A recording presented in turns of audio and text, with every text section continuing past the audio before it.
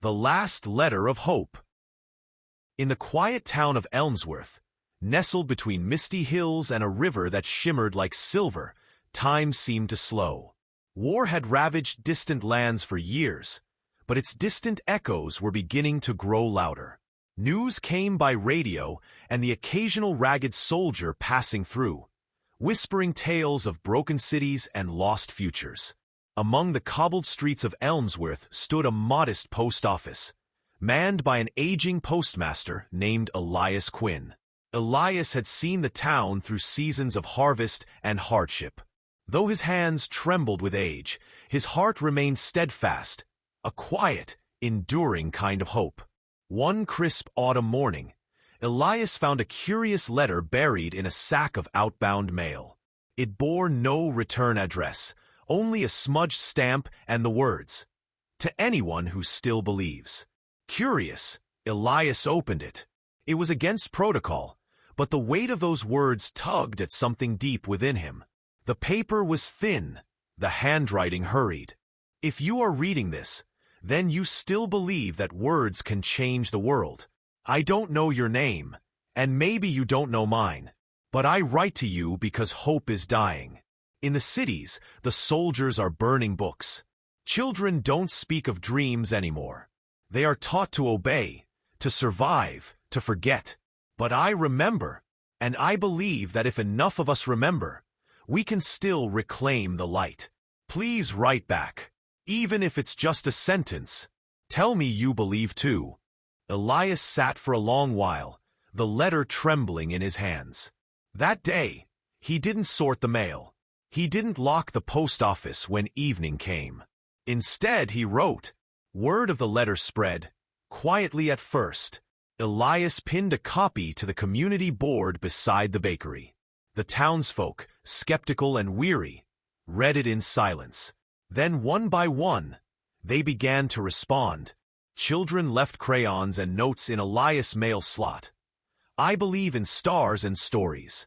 Farmers sent poems scrawled on seed bags. A teacher wrote a song and sang it during morning lessons. Elias began compiling the replies into a book, binding them in twine and parchment.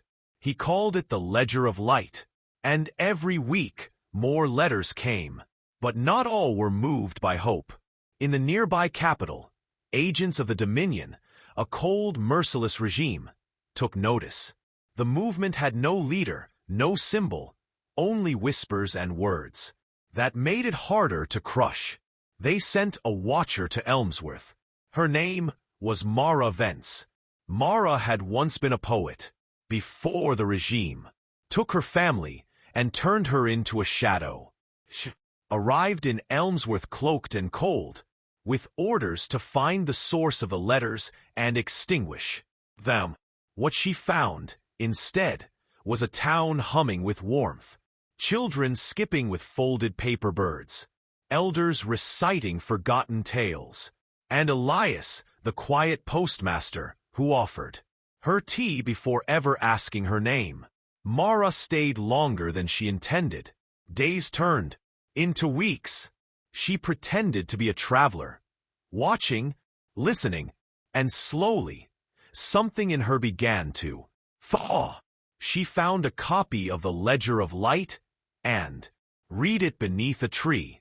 Tears slipped down her cheek as she read a line, written by a child. Even the darkest cave remembers the sun.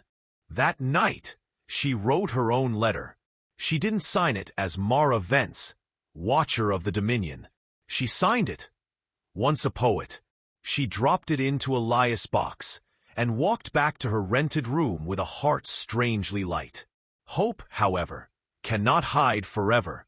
Word reached the capital that a watcher had gone silent. Soldiers came in black uniforms, and they brought fire. Elmsworth woke to smoke and shouting. Elias was dragged into the square. The post office burned behind him, but the townsfolk did not scatter. They came forward, holding letters, hundreds of them. One by one, they read them aloud.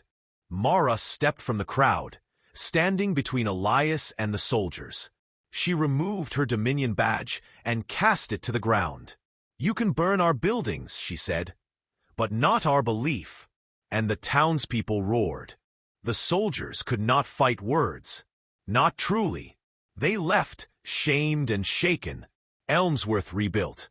The post office rose again, this time larger. A beacon. Copies of the Ledger of Light were sent across the country. Letters returned, from distant valleys, from broken cities, from those who had nearly forgotten how to hope. And at the heart of it all was a story. A story of a letter, unsigned and desperate.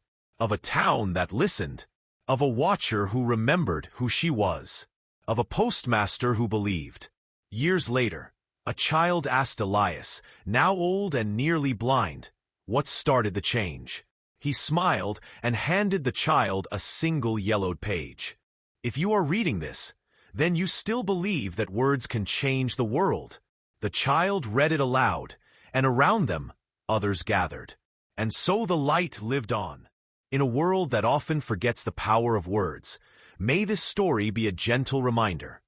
Even a single voice can light the dark. If this tale sparks something in you, hope, reflection, or the will to write your own letter to the world, then stay with us. There are more stories to tell, more light to share. Subscribe to the channel. Let's keep believing, together.